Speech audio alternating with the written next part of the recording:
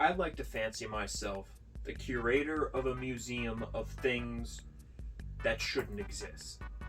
And when you're running down the stereotypical list, key among many is a cursed treasure map. And today, I want to talk to you about the treasure of John Gomez. John Gomez was a Portuguese sailor who served with Gasparilla around the Tampa Bay region. He retired to just some rural patch of land out nearest to Port Charlotte, where he lived out the remainder of his days, allegedly making it to the ripe old age of 120.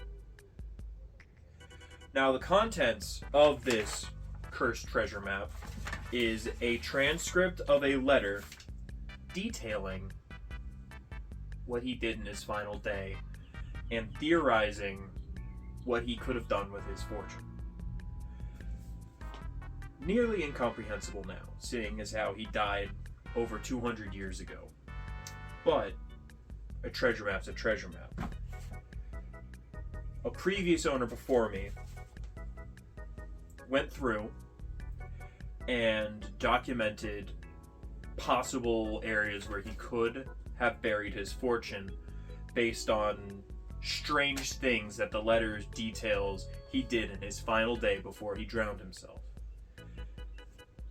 And there's picture documentation, charts of where the previous person believes he could have buried his treasure. And through the pictures, this man went through, excavated, sifted through the swamp, went all in on it. And sadly, from these charts and the documentation, the most realistic location of John Gomez's fortune is underneath a relatively large residential construction in the Port Charlotte area.